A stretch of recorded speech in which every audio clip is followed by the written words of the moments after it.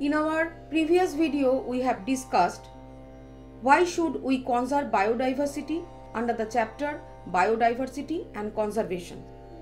In this video, we will discuss how do we conserve biodiversity. There are various processes for the conservation of biodiversity.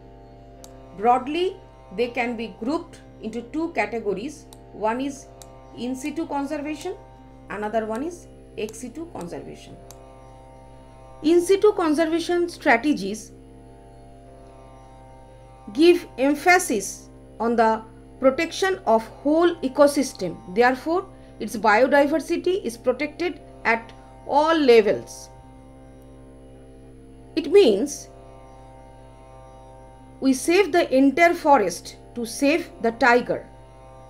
And ex situ conservation, here the threatened endangered organisms are taken away from the natural habitat and they are conserved in an area where similar kind of natural habitat is made artificially and these endangered organisms are conserved.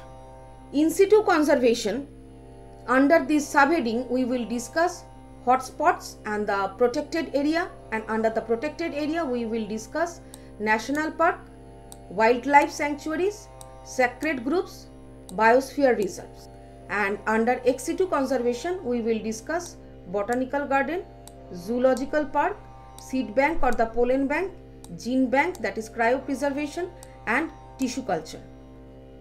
First, we will discuss in detail the ex situ conservation, that is on-site conservation. First, hotspots. Hotspots are the richest and the most threatened reservoirs of plants and animals on earth. This area shows high density of diversity, high species richness, and high degree of endemism. What is the meaning of endemism?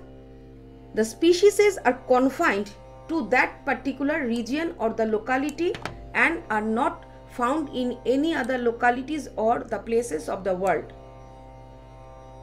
Therefore, these hotspot areas should be conserved. Out of 34 hotspot areas present on the planet, 3 hotspots are situated in India: Western Ghat and Sri Lanka, Himalaya and the Indo-Burma. Now under protected areas, we will discuss national park, biosphere reserve and the sacred groves. Protected areas are the areas of land and or sea specially dedicated to the protection and maintenance of the biological diversity of nature and associated cultural resources. National park. These are the areas maintained by the government and reserved for the betterment of the wildlife, flora and fauna.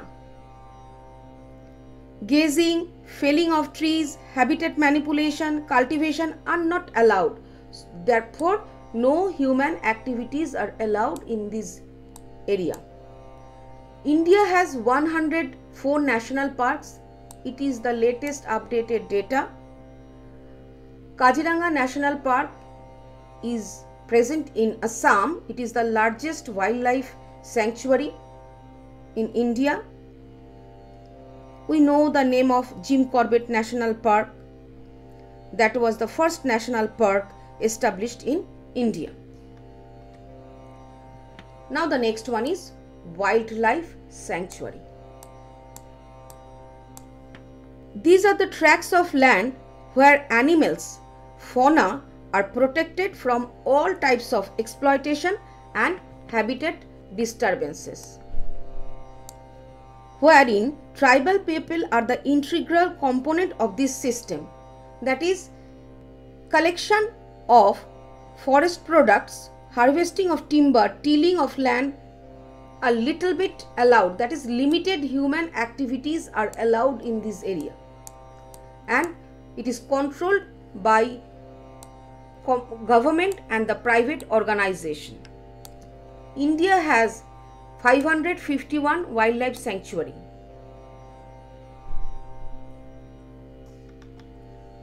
Now the next one is the biosphere reserves. Biosphere reserves are the wider area which includes sanctuaries and the national parks. These are the special category of the protected areas of the land and the coastal environment wherein tribal people are an integral component of the ecosystem to conserve all flora and fauna.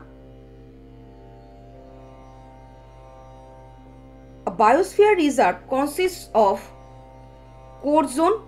Outside this buffer zone is present, and outside the buffer zone transition zone is present.